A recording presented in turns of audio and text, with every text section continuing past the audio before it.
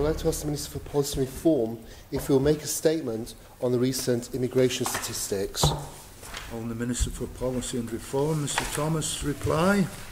Thank you, Mr President. I believe this question relates to the population estimates that are published in the quarterly Economic and Statistical Update. These are estimates based upon the GP registration data for both the island's total population and the under 65 population. For the 12 months to June 2019, it is estimated the total population increased by 308 people, whilst the under 65 population increased by 94, against a backdrop of deaths exceeding births by 90 for the same 12 months. The data for September 2019 will be published shortly. Supplementary question, Mr Moorhouse. Thank you, Mr President. Thank you, Minister. Does the data reflect the Minister's projections for the island's future population? Reply, sir.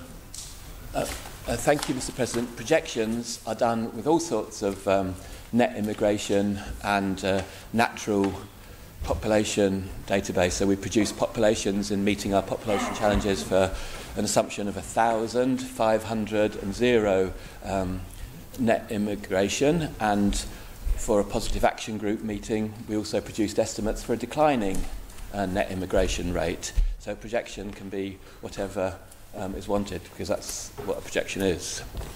Mr Speaker, supplementary. It's just to follow up on that. Of course, the Minister's calculations when it comes to policy provision, the Treasury Minister's sums when it comes to setting the budget will be based on an assumption, I think, of net inward migration of 500 a year. Do we know what the impact of falling short of that by about 40% would be?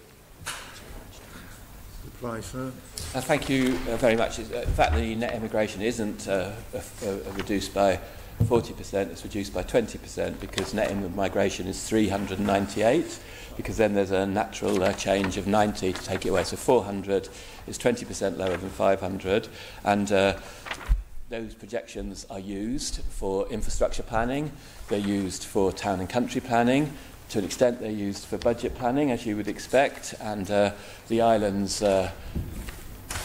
government, Tynwald, is aiming to increase the economically active population, and we don't have a target, but we do have an aspiration to increase the economically active population, and we follow that figure very, very closely. Honourable Member for Middle, Mr Shimmons. Thank you, Mr President. I'd like to ask the Minister how accurate he feels the GP list data is, and when that was last deduped for ghosts, and does he factor in the school roll, which is clearly an accurate figure and appears to be falling? Minister to reply.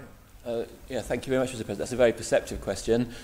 There are ghosts in the GP register, and there's an adjustment every census, which is defined every census according to other data that's available, and then that adjustment is then used. So through the 5 years after a census, the ghost figure could become less reliable as an indicator, but as the Honourable Questioner knows, through the Smart Service Framework we are looking to move more towards dynamic rolling estimates of population and demography, along with many other important indicators, and so we do already use other factors which have a degree of reliability for this forecast, like data available from the Treasury, national income,